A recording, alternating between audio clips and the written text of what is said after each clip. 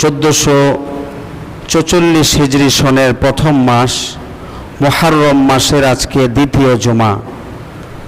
আল্লাহ পাক রব্বুল আলামিন এই মোবারক দিনে আমাদেরকে সুস্থ রেখেছেন, হায়াতে রেখেছেন। আল্লাহ তাআলা সুস্থতার সাথে নিরাপদে নির্বিঘ্নে ঈমান ও তাকওয়াকে ধারণ করে আল্লাহর ঘরে আগে ভাগে আসার তৌফিক দান করেছেন। দ্বীনের কিছু কথা বলার এবং শোনার সৌভাগ্য নসিব করেছেন। এজন্য মালিকের দরবারে অন্তরের অন্তঃস্থল থেকে মুহাব্বতের সাথে কালিমাতুশ শুকর আদায় করে পড়ি আলহামদুলিল্লাহ। মুহতারাম প্রিয় ভাইয়েরা, আমি সূরাতুশ শামস 30 পারা এই সূরা থেকে একটি আয়াত তেলাওয়াত করেছি। আল্লাহ রব্বুল আলামিন 60টি কসম খাওয়ার পরে এই আয়াতটি বলেছেন, এই কথাটি উল্লেখ করেছেন। প্রথমে আল্লাহ তাআলা 7টি কসম করেছেন। ওয়াশ-শামসি ওয়া দুহাহা, সূর্যের শপথ এবং সূর্যের কিরণের শপথ। 2 নম্বর ওয়াল কমারি ইযা তালাহা, চন্দ্রের শপথ যখন সে সূর্যের পিছনে পিছনে চলে।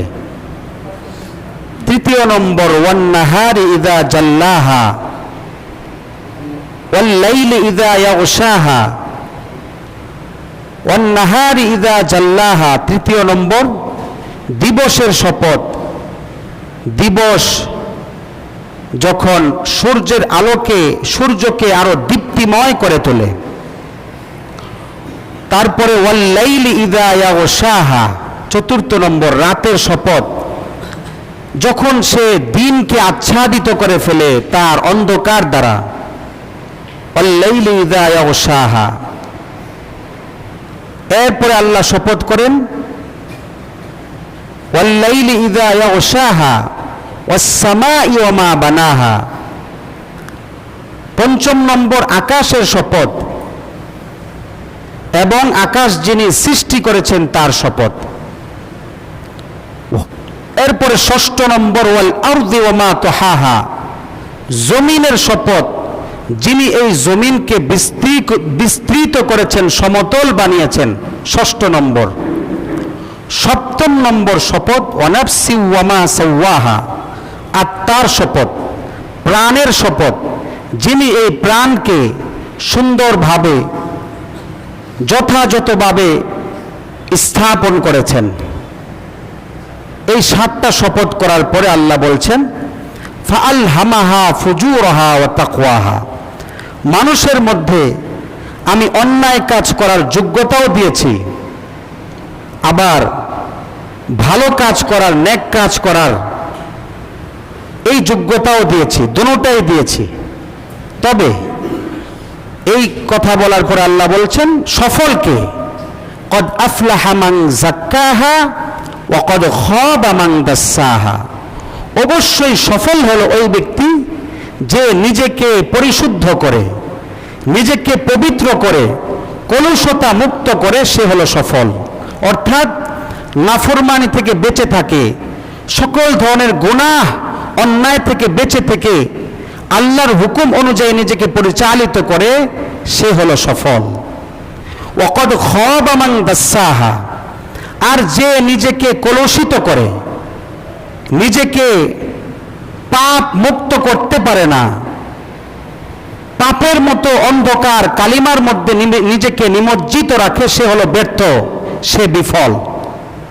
এই শপথগুলো করার পরে কেন এতগুলো শপথ করলেন? গুরুত্ব বুঝাবার জন্য, যে এই কথাটা অনেক গুরুত্বপূর্ণ। যে নিজেকে পরিশুদ্ধ করতে পারবে, পবিত্র করতে পারবে, কলুষতা মুক্ত করতে পারবে, পাপ পঙ্কিলতা মুক্ত নিজের জীবনকে গড়তে পারবে, সে হলো প্রকৃত সফল। এবং এই সফলতা মানুষকে অর্জন করতে হবে।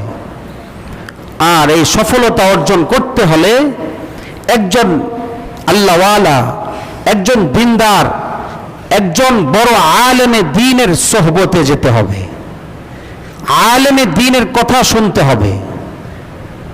যেই আলেমে দ্বীনকে নবী তার ওয়ারিস বানিয়েছেন, যেই আলেমে দ্বীনকে নবী তার নবুয়তের দায়িত্ব যে দ্বীনের জিম্মাদারি নিজের উপর ছিল, সেই জিম্মাদারি যে আলেমকে দিয়েছেন, সেই আলেমের কথা শুনতে হবে, আলেমের মজলিসে বসতে হবে।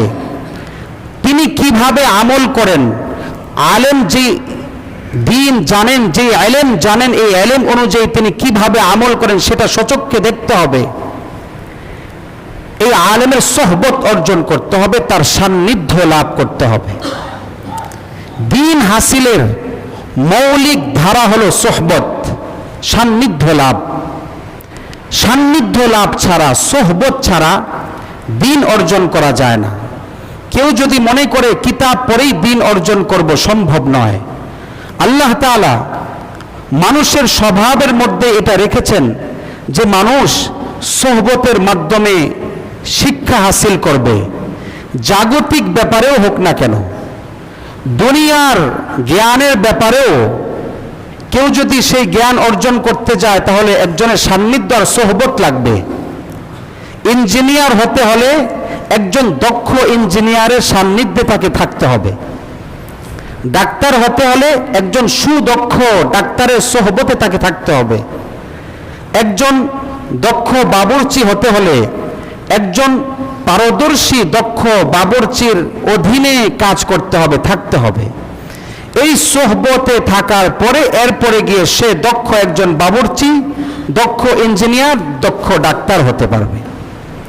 যদি একজন দক্ষ ডাক্তারের সোহবত আর সান্নিধ্য ছাড়া কেউ যদি কিতাব থেকে, বই থেকে কিছু জ্ঞান অর্জন করে ডাক্তারি করতে যায় তাহলে রোগীকে বিপদগামী করবে কি করবে না বলেন?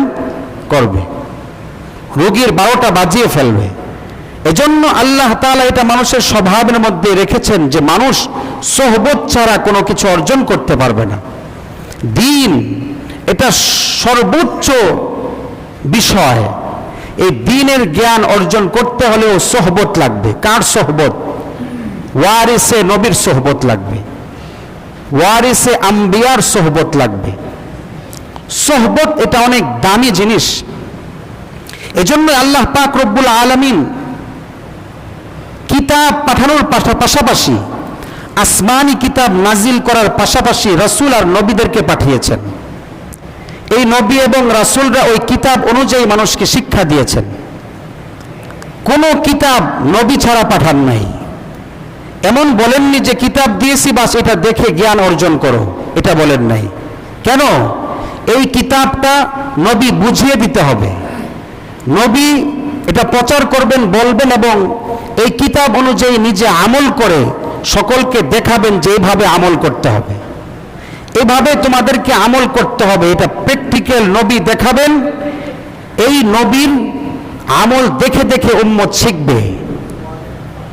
এজন্য কোন কিতাব, শুধু কিতাব পাঠান নাই নবী ছাড়া,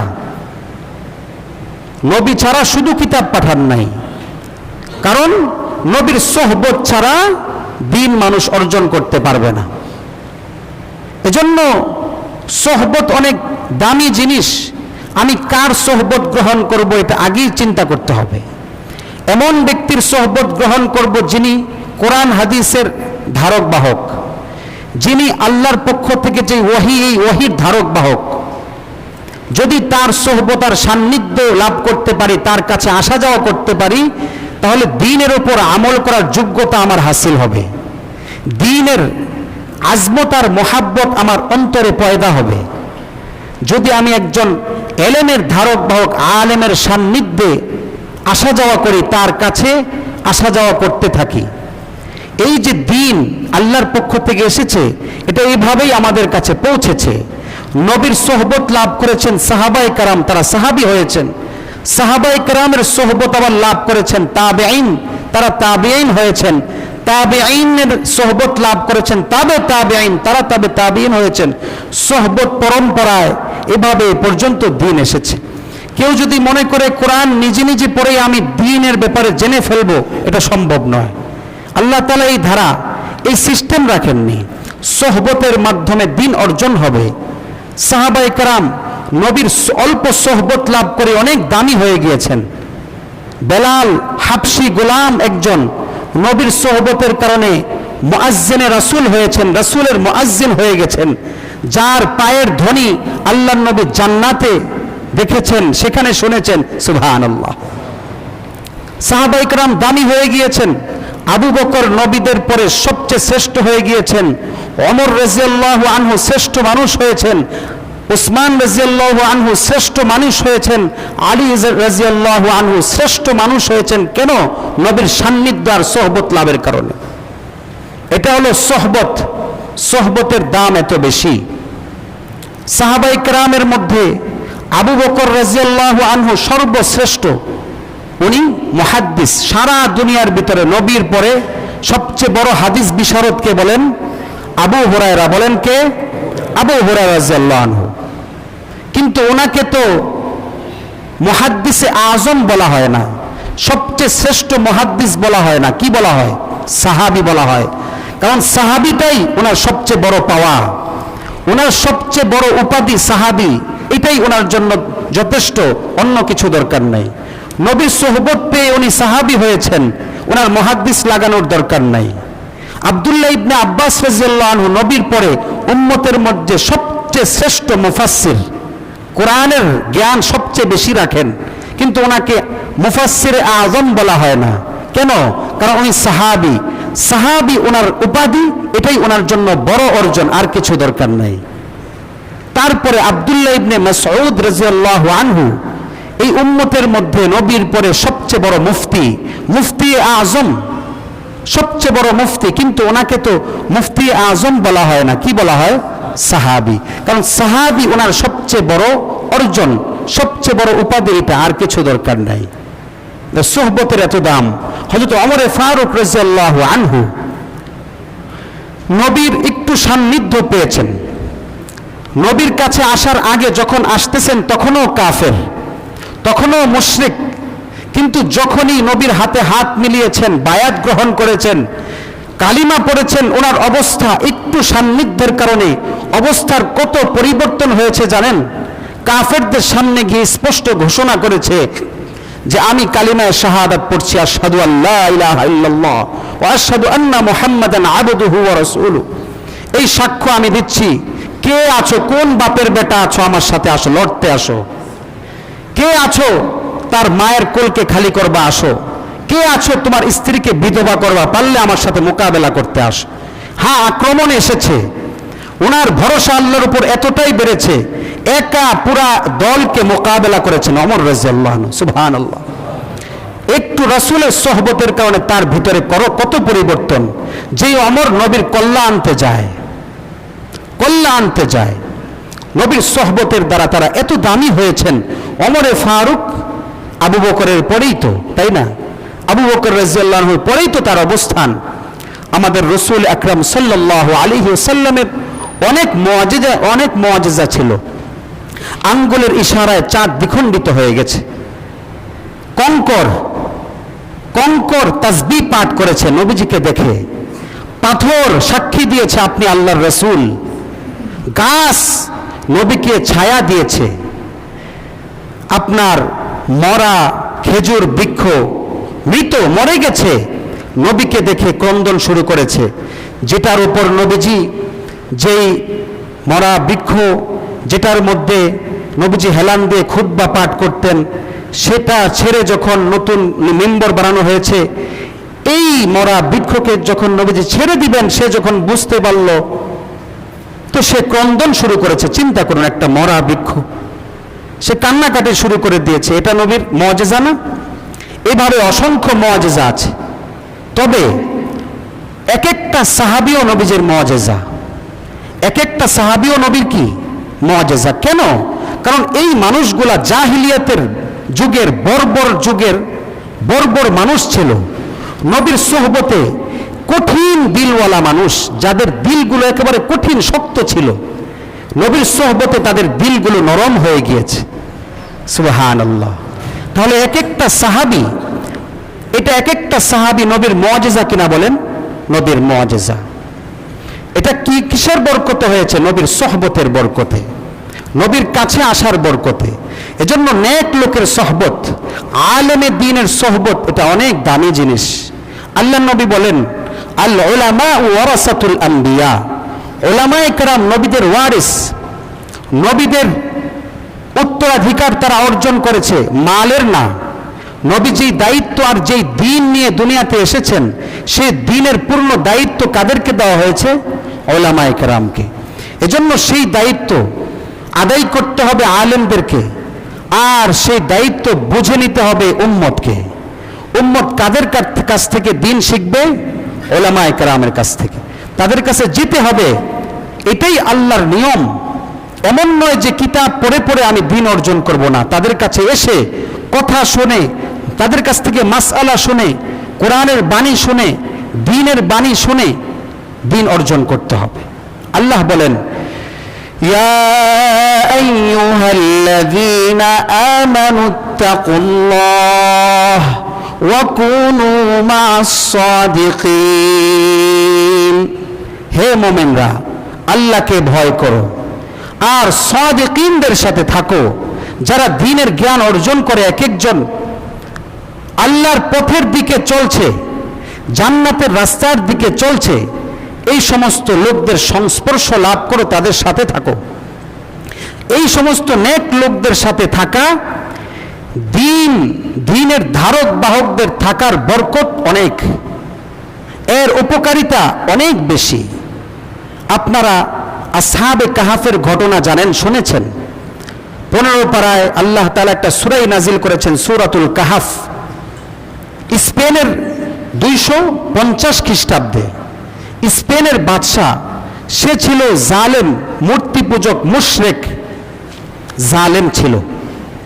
সে একবার তার দেশের যুবকদেরকে বাধ্য করলো যে মূর্তি পূজা করতে হবে, মূর্তি পূজা করতে হবে, বাধ্য করলো। কিছু যুবক তারা অস্বীকার করলো, আমরা মূর্তির পূজা করতে পারবো না, আমরা এক আল্লাহকে স্বীকার করি। কাকে? এক আল্লাহকে। আল্লাহকে ইলাহ হিসাবে জানি, আর কাউকে নয়। মূর্তির সামনে মাথা নত করতে পারবো না। তারা মূর্তির পূজা থেকে বাঁচার জন্যে, জালেম বাদশা থেকে বাঁচার জন্যে তারা চলে আসলেন, পালিয়ে আসলেন। স্পেনের গ্রানাডায় একটি একটা পাহাড়, এই পাহাড়ের একটি গুহার মধ্যে তারা আশ্রয় নিল। যাওয়ার পথে তাদের সাথে একটি কুকুর হাঁটছে। তারা বলছে, কুকুর কেন আমাদের সাথে আসছো? সে বলছে, ও ভাইরা, তোমরা এমন লোক যাদেরকে আল্লাহ ভালোবাসেন, যাদেরকে আল্লাহ ভালোবাসেন, আমি কুকুরও তাদেরকে ভালোবাসি। তো তারা এই কথা শুনে আর কিছু বলে নাই। যে নিকৃষ্ট কুকুর, সে আমাদেরকে চিনতে পেরেছে, সে রবের কথা বলেছে, আসুক আমাদের সাথে। কুকুর সহই গেল, গুহায় তারা আশ্রয় নিল, সেখানে ঘুমিয়ে পড়ল। রেওয়ায়েতে আসে 300 বছর ঘুমিয়েছে। কত বছর? 300 বছর। 300 বছর ঘুমানোর পরে যখন জাগ্রত হয়েছে, একজনকে পাঠিয়েছে, যাও বাজারে গিয়ে কিছু খাবার নিয়ে আসো। তাদের মনে হয়েছে অল্প সময় হয়তো ঘুমাইছে আর কি। আগের মুদ্রা দিয়ে পাঠিয়েছে, 300 বছর পরে এই মুদ্রা যখন মানুষের কাছে দিয়েছে, মানুষ তো আশ্চর্য হয়ে গেছে, আরে এটা কবের মুদ্রা, চিনে না। তো যখন লোকমুখে আলোচনা হইতেছে, আলোচনা হইতে হইতে তো পুরা দেশ ছড়িয়ে যায় একটা বিষয় না। তো উনি ফিরে চলে আসছে, এসে সেখানে আবার তাদেরকে আল্লাহ তাআলা আগের মতো করে দিয়েছেন, আগের মতো করে দিয়েছেন। এরপর থেকে তারা জীবিত না মৃত আল্লাহই ভালো জানেন। তবে বিশুদ্ধ রেওয়ায়েতে আছে, তাদের এর পরবর্তীতে তাদেরকে আল্লাহ ইন্তেকাল দিয়েছেন, ওয়াফাত, মৃত্যু দিয়েছেন, তারা মারা গিয়েছে। আল্লাহ কোরআনে বলছেন, ওয়াতাহসাবুহুম আইকাযা ওয়া হুম রুকুদ। তুমি তাদেরকে মনে করছো যে তারা হয়তো গুহার মধ্যে জাগ্রত আছে, ওয়া হুম রুকুদ, না, তারা ঘুমন্ত। ওয়ানুকাল্লিবুহুম যাতাল ইয়ামিনি ওয়া যাতাশ শিমাল, যখন তারা ঘুমিয়েছিল গুহায়, তাদেরকে আমি উলট পালট করেছি, একবার এই পাশ একবার এই পাশ। এক পাশে শুয়ে থাকলে তো মাটির সাথে লেগে থাকলে পুরো শরীর হয়ে যাবে না, আপনার এটা মাটি খেয়ে ফেলবে। আল্লাহ এই জন্য উলট পালট করেছেন, যাতাল ইয়ামিনি ওয়া যাতাশ শিমাল, একবার ডানে একবার বামে। ওয়া কালবুহুম বাসিতুন যিরাআইহি বিল ওয়াসিদ, আল্লাহ বলেন একটি কুকুর আছে তাদের সাথে। সেই কুকুরটা গুহার মুখে 2 পাও ছড়িয়ে সুন্দরভাবে আছে। লাউিত্তালা'তা আলাইহিম লাওয়াল্লাইতা মিনহুম ফিরারা ওয়া লামুনি'তা মিনহুম রু'বা। নবী, আপনি যদি গুহার সামনে যেতেন আপনি ভয়ে পালিয়ে চলে আসতেন। ওয়া লামুনি'তা মিনহুম রু'বা, আপনি দেখে আতঙ্কগ্রস্ত হয়ে যেতেন। এমন অবস্থায় সে আছে। এটা আল্লাহরই কুদরত, যাতে দুনিয়ার কোনো মানুষ ওটা খুঁজতে আর না যায়। এভাবে কুকুরটা সেখানে আছে। তো এখান থেকে আমাদের শিক্ষা যেটা, যে একটা কুকুর নেককারদের সাথে থাকার কারণে, আল্লাহওয়ালাদের সাথে থাকার কারণে তার এত দাম হয়ে গিয়েছে, যে তার আলোচনা আল্লাহ কোরআনে এনেছেন। ওয়াকালবুহুম, তাদের কুকুর, তাদের সাথে একটা কুকুর আছে। ওই কুকুরের কথাটা আল্লাহ কোথায় এনেছেন বলেন? কোরআনে। এবং বিশুদ্ধ রিওয়ায়াতেও পাওয়া যায় যে এই কুকুরটা মানুষের সাথে জান্নাতেও যাবে। সুবহানাল্লাহ। সোহবতের বরকত, সোহবত মানুষকে দামি বানায়। সৎ সঙ্গে স্বর্গে বাস, অসৎ সঙ্গে সর্বনাশ, এটাই স্বাভাবিক কথা। এজন্য আলেমে দ্বীনের সাথে সম্পর্ক রাখা, আলেমে দ্বীনকে মহাব্বত করা। কি হবে এটার দ্বারা? আল্লাহ কিয়ামতের ময়দানে ডাক দিবেন, আইনাল মুতাহাব্বুনা বিজালালি।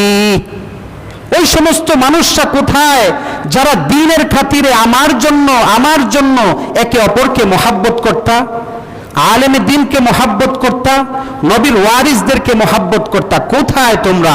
ওই আলেমও আসো, ওই লোকও আসো, আসো আসো। আল ইয়াউমা উযিল্লুহুম, আজকে তোমাদেরকে আমি আরশের ছায়া দান করব। সুবহানাল্লাহ। এজন্য আলেমে দ্বীনকে কেউ যদি খারাপ চোখে দেখে গালি দেয়, তার দুর্নাম করে আর তার পিছনে লাগে, আল্লাহ এক সময় তাকে অনেক বিপদের মধ্যে ফেলে দেন।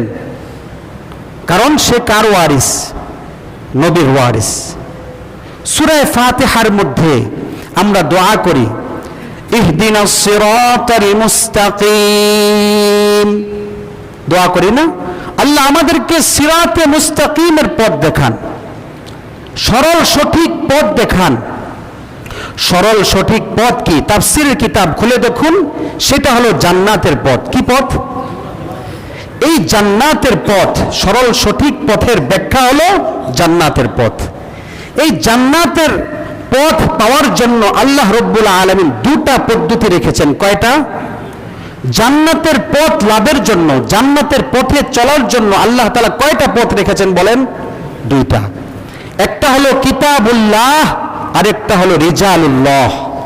কিতাবুল্লাহ মানে আল্লাহর দেওয়া আসমানি কিতাব, রিজালুল্লাহ মানে আল্লাহর নির্বাচিত বান্দা, নবী আম্বিয়া।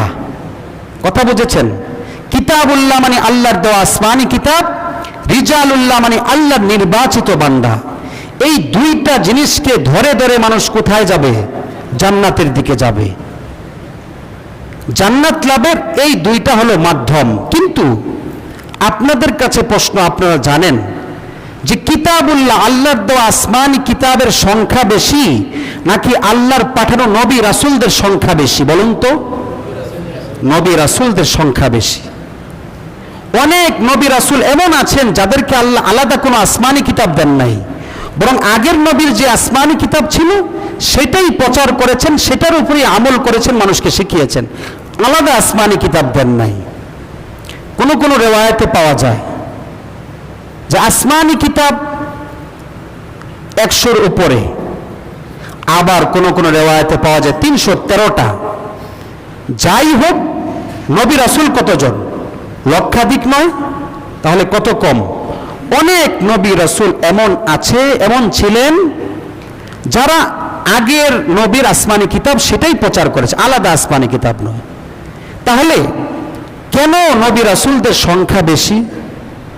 এজন্যই বেশি যে দিন শিখতে হলে, আখিরাতের পথ পেতে হলে, দ্বীনের জ্ঞান অর্জন করতে হলে তোমাকে এই দুইটার মধ্যে সবচেয়ে বেশি দরকার সেটা হলো রিজালুল্লাহ, সেটা হলো আল্লাহ নির্বাচিত বান্দা। কোনটা দরকার বেশি বলেন? কোনটা দরকার বেশি? রিজালুল্লাহ, আল্লাহ নির্বাচিত বান্দার সোহবত, এটা দরকার বেশি। এটা দরকার বেশি কারণ আসমানি কিতাব আল্লাহ দিয়ে দিতেন, তোমরা বুঝে বুঝে পড়ো, এটা সম্ভব ছিল না। আসমানি কিতাব এমনি যদি আমাদেরকে দিয়ে বলতেন এটা তোমরা নিজে নিজে বুঝে পড়ো, সব উল্টা পাল্টা করে ফেলতাম। আসল এটার কি ব্যাখ্যা এটা আমরা নিজেরা বুঝে পেতাম না। কিভাবে বলবেন হুজুর দলিল কোথায়? দলিল হলো কোরআন কাদের ভাষায় নাজিল হয়েছে? আরবদের ভাষায় না? আরবদের ভাষায়। যাদের উপরই কোরআন নাজিল হয়েছে মানে যাদের ভাষায়, আরবদের ভাষায়, ওই আরবরা যখন কোরআন নাজিল হয়েছে তখন নবীর যুগের ওই সমস্ত মানুষগুলো আরবের, তারা কিন্তু আরবি সাহিত্যের পণ্ডিত ছিল, জানেন? তারা বড় বড় কবি সাহিত্যিক ছিল আরবি ভাষায়। তো এত বড় বড় আরবি সাহিত্যিকরা তারাই তো নিজে নিজে কোরআন বোঝে নাই। কে বুঝিয়ে দিতে হয়েছে বলেন? নবীজি, নবী আকরাম সাল্লাল্লাহু আলাইহি সাল্লাম যখন বুঝিয়েছেন তখন বুঝতে পেরেছেন। অনেক আয়াতের ব্যাখ্যা নিজেরা বুঝতে পারেন নাই। আয়াত আপনার সামনে দেওয়া হলো, আপনি নিজে নিজে বুঝে এটা আমল করবেন, উল্টাপাল্টা করবেন। বুখারী শরীফের হাদিস, বুখারী শরীফে এসেছে যে ইসলামের প্রথম যুগে রোজার ব্যাপারে বিধান ছিল রাত্রিবেলায় ঘুমানোর আগেই সাহরি খাইতে হইতো। কেউ যদি সাহরি খাওয়ার আগে ঘুমিয়ে পড়তো তাহলে আর সাহরি খাওয়া যাবে না, এটা বিধান ছিল। ঘুমানোর আগেই সাহরি খাইতে হবে, ঘুমিয়ে গেলে আর উঠে সাহরি খাওয়া নিষেধ, পরের দিন এমনি রোজা রাখতে হবে। একবার হলো কি, এক সাহাবী সারাদিন কাজ করে সন্ধ্যাবেলায় ক্লান্ত এসেছে, ঘরে এসে বলছে বিবি খানা দাও, ক্ষুধা লেগেছে। বিবি বলছে খাবার তো ঘরে নাই, কিভাবে দিব? বিবি তাড়াতাড়ি গেলেন, আরেক বাড়ি থেকে গম ধার করে আনলেন, এনে, বুখারী শরীফের হাদিস, এনে এই গমগুলো পিষালেন। গম পিষিয়ে এটাকে গুঁড়া করে আটা করে এরপরে উনি রুটি বানিয়ে গরম রুটি স্বামীর কাছে নিয়ে গেলেন। এই বাচ্চা চুপ থাকো। এই গরম রুটি বানিয়ে স্বামীর কাছে নিয়ে গিয়ে দেখেন স্বামী ঘুমিয়ে পড়েছে। স্বামী কি করেছে? সারাদিন রোজা রাখার পরে এখন খানা না পেয়ে ক্লান্ত শরীর, তো ঘুমিয়ে পড়েছে। বলুন তো, যেহেতু ঘুমিয়ে পড়েছে এখন কি আর সাহরি খাইতে পারবে? এটা আগের বিধান, এখন না। আর সাহরি খাইতে পারবে বলেন? কি বিধান ছিল যে ঘুমিয়ে গেলে আর সাহরি খাইতে পারবে না, সাহরি ঘুমানোর আগেই খেতে হবে। এখন উনি কি ঘুমানোর আগে খেতে পেরেছেন সাহরি? ঘুমানোর পরে কিন্তু বিবি রুটি নিয়ে এসেছে, তো উনি ঘুমিয়ে গেছেন, এখন তো আর খেতে পারবেন না। বিবিও আর ডাক দেন নাই, যেহেতু আল্লাহর বিধান, এখন আমি ডাক দিয়ে খাওয়াইতে পারবো না, তাকে এইভাবেই রোজা রাখতে হবে। এইভাবে উনি রোজা রেখেছেন। পরের দিন প্রচন্ড রোদ, আরবের গরম তো অনেক বেশি, দুপুর বেলায় প্রচন্ড রোদে গরমে উনি অজ্ঞান হয়ে পড়ে গিয়েছেন, যেহেতু প্রায় 2 দিন যাবত না খেয়ে আছেন, তাই না? রাত্রিবেলায় খেতে পারেননি, অজ্ঞান হয়ে পড়ে গিয়েছেন। সাহাবীর বিবি নবীজির কাছে গেলেন, গিয়ে বললেন ইয়া রাসূলুল্লাহ, আমার স্বামীর তো এই ঘটনা, রাত্রিবেলায় খাবার দিতে পারিনি, আমি খাবার যখন প্রস্তুত করছি এর মধ্যে ঘুমিয়ে পড়েছে, তো আর তো খাবার খেতে পারেনি। বিধান তো এই, ঘুমিয়ে পড়লে তো আর সাহরি খেতে পারবে না, এজন্য অজ্ঞান হয়ে পড়ে গিয়েছে।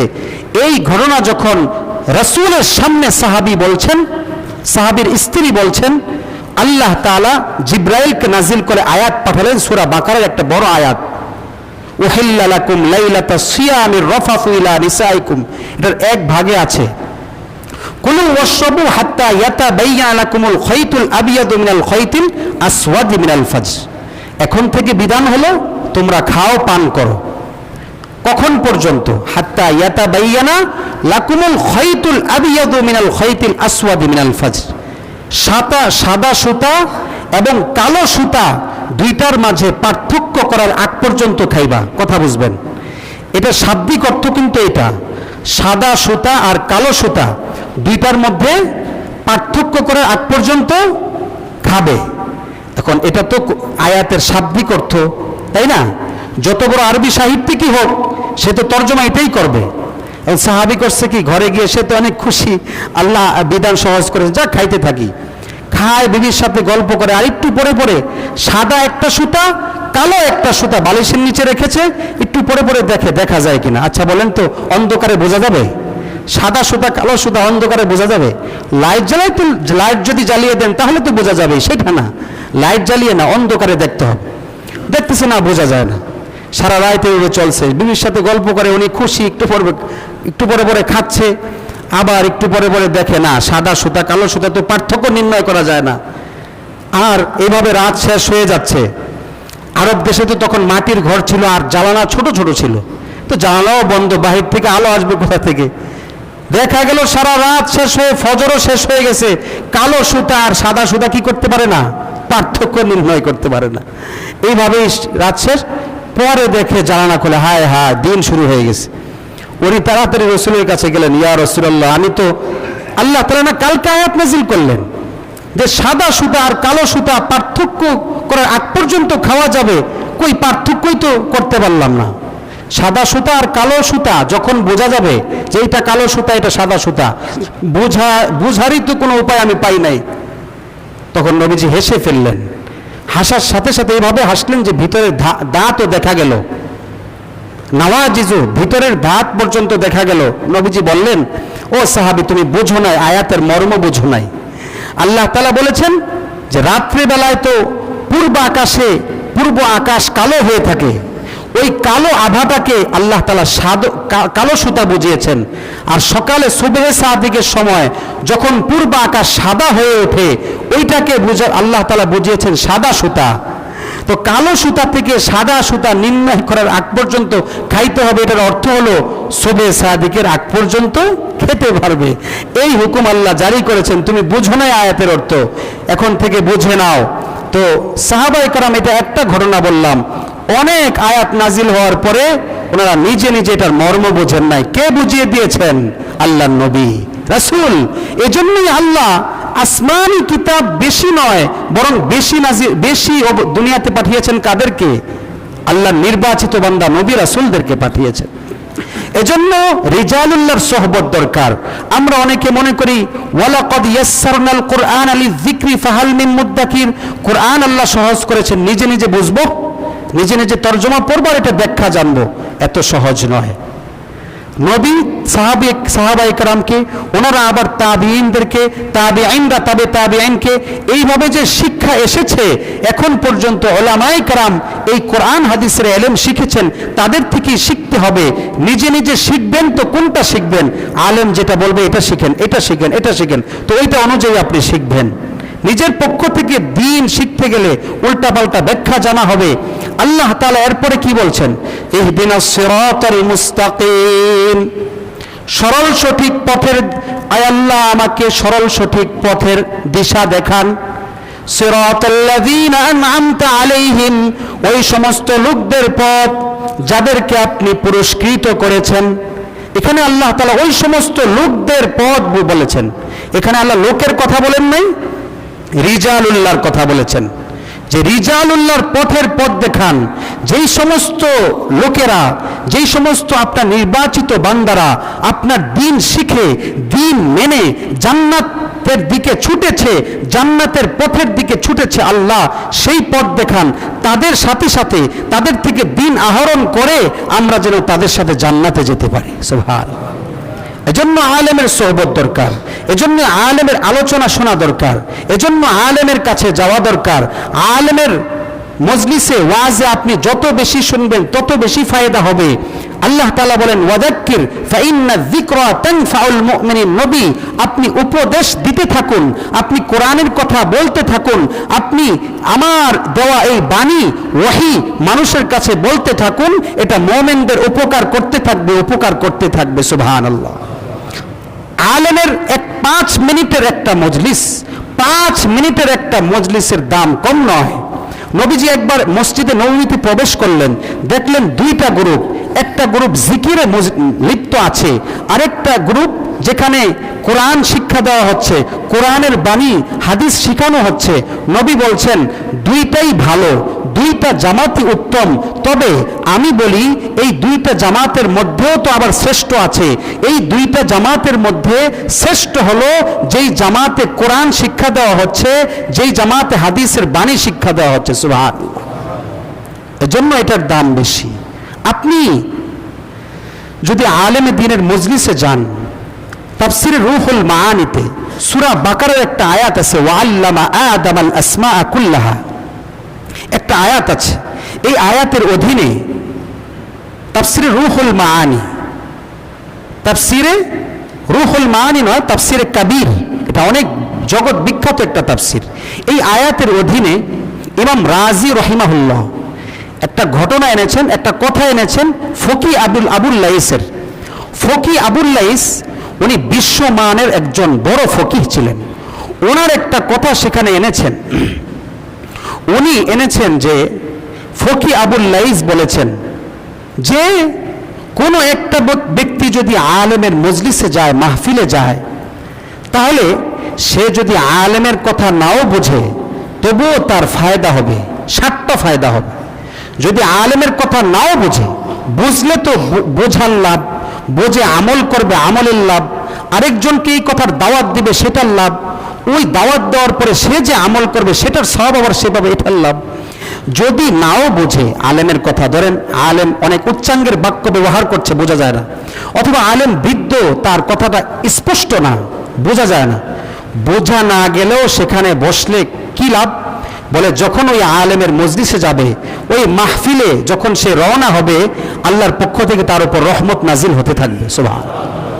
2 নম্বর তার ফায়দা হলো যে তার নামটা এলেম অন্বেষণকারী তালেবুল ইলমের খাতায় তার নামটা উঠে যাবে। সুবহানাল্লাহ।